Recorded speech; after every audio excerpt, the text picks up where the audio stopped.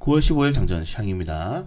자, 전일 2020년 6월 이후에 가장 큰 폭의 하락이 나왔던 뉴욕 증시는 다행스럽게 양봉 전환하면서 마감을 했습니다. 일단 8월 생산자 물가지수 PPI 지수 또한 시장의 전망치에 부합하는 모습이 나왔는데 투자자들은 그런 거를 예고한 게 아니죠. 사실 시장의 전망치보다 훨씬 하회하는 아니면 드라마틱한 반전이 있는 수치를 기대했지만은 그런 수치가 당장에 나오기는 좀 많이 힘들 것 같고, 결론적으로는 인플레이션 정점론은 다음 경제지표 발표까지는 밀렸다라고 보시면 될 것 같습니다. 8월 생산자 물가지수가 8.7%를 기록했는데, 뭐 사실 두 달 연속의 이제 오름폭은 둔화가 되었습니다. 뭐 소비자 물가지수와 마찬가지지만은 시장에 부합하는 지수를 기록했고, 특히 이 코어 PPI죠. 이 근원 PPI가 또다시 약간 상승하는 모습이 나오면서 아직 인플레이션 정점론을 이르기에는 좀 많이 어려운 구간이다라고 보시면 될 것 같습니다. 뭐 다행스러운 점은 이제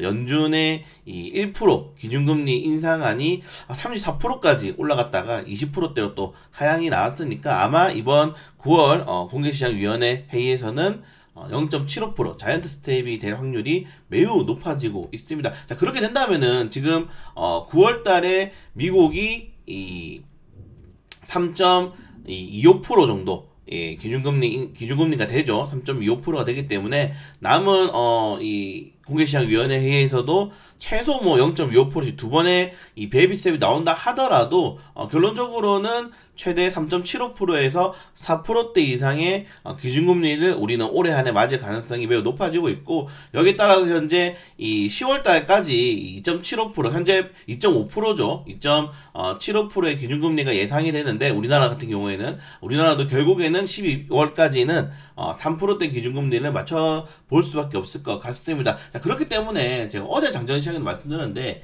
이미 4%대의 기준금리는 시장이 어느 정도 적응한 상태입니다. 이제 국내 시장에 3%대 기준금리가 나온다는 거는 결론적으로는 이제 원달러 환율 자체가 1,300원부터 1,500원까지 레인지를 이어갈 가능성이 매우 높은데, 여기서 과연 1,500원 고점 구간대에 유지할 것인지 아니면은 저점 구간대를 유지할 것인지가 가장 중요하다라고 생각이 됩니다. 여기에 들어오는 신규 매수 물량이 과연 지속적으로 물량을 보유하면서 가져갈 수 있느냐, 아니면은 우리가 7월달 8월달에 외국인들이 엄청나게 많은 수매수세가 들어왔죠. 거의 한 달 기준으로 5거래를 제외하고는 다 15거래 연속 15거래를 수매수세고 유입이 됐는데, 그런 수매수 물량이 원달러 환율이 이 1,400원, 1,300원대로 폭등을 하자마자 9월달에 매도세로 다 전환이 됐단 말이죠. 그러면은 결국에는 3%대 기준금리를 적응하지 못한 물량인데, 새롭게 들어오는 물량들이 과연 중장기적으로 보유할 수 있는 물량들을 체크할 수 있는지를 봐야 됩니다. 근데 이게 굉장히 어려운데, 매매 포지션을 확인하기 위해서는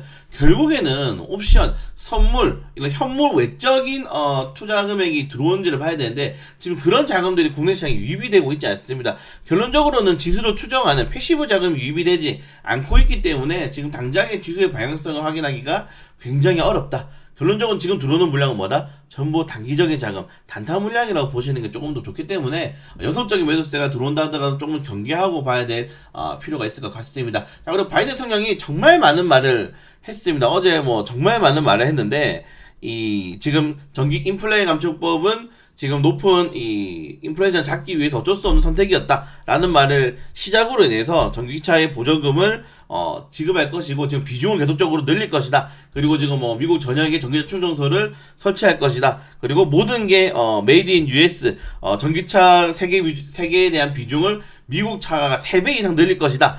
그리고 미국 바이오 제품 생산하는 것을 정력적으로 추진할 것이다. 여기 지금 2조 7천억 원짜리 지원안 또 발표가 되었죠. 그 정도로 바이든 대통령이 지금 선거를 앞두고 있잖아요. 제가 정치적 리스크라고 말씀드렸는데, 이 시진핑 주석도 다음 달에 4년임을 앞두고 있고, 바이든 대통령도 11월 달에 중간선거를 앞두고 있기 때문에 본인을 치적하기 위한 걸 발언들을 굉장히 많이 하는데, 이런 것들이 전부 다 시장에 현재 충격을 주고 있다는 거죠. 그렇기 때문에 바이든 대통령이 이런 이 인플레 감축법에 물론 우리나라 포함해서 유럽, 일본까지 지속적으로 여기에 조금 권고안을 제시를 하지만은 통할 것 같지는 않다라고 보고 있습니다. 그래서 통할 것 같지 않은 바이든 대통령의 이 정치적 리스크로 인해서 국내 완성차 업종들 좀 더 나아가서는 반도체 업종들까지 좀 조정이 나올 가능성이 있다는 점 확인해 보시면 좋을 것 같고, 자, 유럽연합이 이런 기업들에 대한 횡재세, 사실 이거는 미국 쪽에서도 추진을 했었거든요. 곡물 가격이 너무 많이 오르니까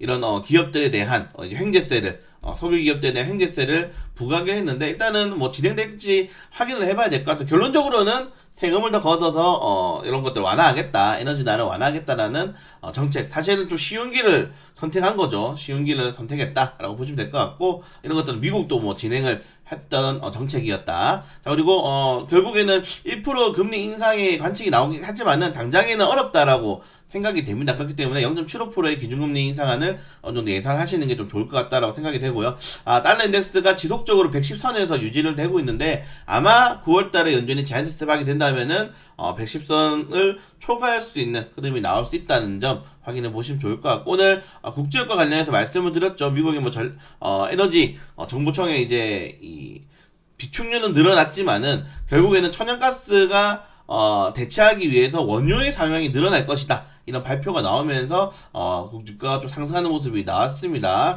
여기에 이제 골드만삭스라든가 뭐 밸런스에서는 내년에 천연가스가 반토막이 날 수 있다. 자, 결론적으로는 이번 겨울만 잘 버티면 됩니다. 이번 겨울만 유럽이 좀 잘 버텨준다면은 천연가스에 대한 가격 조정이 나올 수 있다는 점. 하지만 오늘까지는 9달러를 다시 상회하는 모습, 9달러가 거의 뭐 최고가 기준이기 때문에 굉장히 높은 가격을 형성하고 있다는 점은 확인해 보시면 될 것 같고요. 그 외를 제외하고는 0.75% 기준금리 인상안이 예상이 되고 있고, JP 모건은 여전히 완만한 경기 침체 가능성을 기대하고 있다라고 또 발언이 나왔습니다.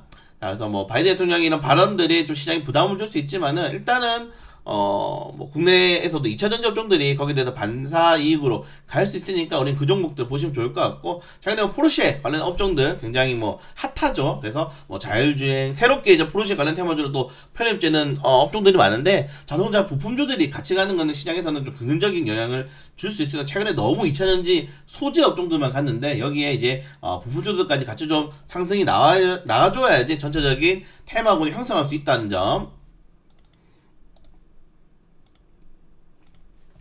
네, 그리고 뭐 큰 이슈는 많이 없고요. 네, 큰 이슈는 많이 없고, 자, 뉴욕 증시 앱인데 보시면은 이 엔비디아, 인텔이 또 장중에 신저가를 기록을 했습니다. 반도체 업종들에 대한 부담감이 지속적으로 확인이 되고 있고, 마이크로테크놀로지도 양봉 전환을 하지 못했죠. 오늘 삼성전자, SK하이닉스의 좀 추가적인 주가 방향성을 봐야 될 필요가 있을 것 같고, 그리고 제외하고는 뭐 테슬라, 뭐 대형주들이 조금 반등이 좀 나오면서 좀 지수를 끌어올리는 점, 그리고 에너지 업종들에 대한 탄력이 크게 나오는 점. 미국이 그리고 지금 파업이 있기 때문에 미국 산업 업종들은 전부 다 좀 큰 변동성을 보였다는 점을 확인해 보시면 좋을 것 같습니다. 만약에 파업이 또 지속된다면은 물류 대란으로 이어질 수 있거든요. 그런 것들은 시장에 좀 불안시성 키우고 있다라고 보시면 될 것 같고, 개별적인 이슈들 한 번씩 확인하시면 좋을 것 같습니다. 자, 그리고 오랜만에 이 도시항공교통 관련 업종들이 또 뉴스가 나왔기 때문에 한번 올려드렸습니다. 이제 사실은 요거는 이제 지속적으로 진행되고 있는 사업인데, 최근에 워낙 2차전지 소재들이 강하기 때문에 이런 것들은 정말 고성장주죠. 미래를 위해서 많은 자원이 투자가 돼야 되고,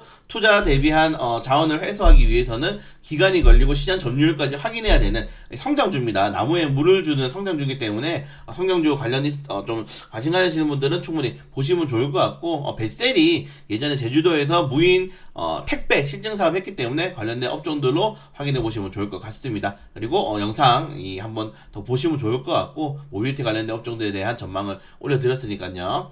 그리고 오늘 뭐 국내 증시 뉴스 이슈들 잘 체크해 보시면 좋을 거고, NMF가 어제 속보가 나왔죠. 예, 미국 배터리 진출을 불허를 했습니다. 이거는 사실 좀 기업에는 악재죠. 시장에 대한 확장성을 막은 거기 때문에. 근데 뭐 어쩔 수 없는 선택이라고 생각이 됩니다. 주주분들은 조금 불쾌할 수 있겠지만은 정부의 선택을 좀 존중해야 되지 않나라고 생각이. 너무 지금 사실 우리 반도체 기업들, 그리고 뭐 대부분의 신기술은 이미 다 중국 쪽에 다 뺏긴 상태죠. 다 스파이가 유출이 됐기 때문에 기술이, 이런 것들을 정부가 이제 막으려고 하고 있다라고 생각하시면 될 것 같습니다. 그 정도로 지금 2차전지 소재에 대한 기술력의 중요도를 보여주는 뉴스라고 좀 긍정적으로 생각하시면 좋을 것 같고, 네, 그걸 제외하고는 오늘 일정들 한 번 더 확인해 보시면은 좋을 것 같습니다. 자, 그래서 일단은 어제 강한 반등이 나오지 못했죠. 그래서 오늘도 우리나라 뭐 1%대 막 상승이 나오는 거는 어렵다고 생각해요. 왜냐면 대형주들의 반도체 업종들에 대한 전망이 그렇게 녹록지 않기 때문에 그래도 2차전지 업종들 하락장에도 가고 상승장에도 올라간 2차전지 업종들 위주로 추가적인 탄력이 나올 수 있는지 한번 체크를 해보면서 오늘 시장 확인해 보도록 하겠습니다.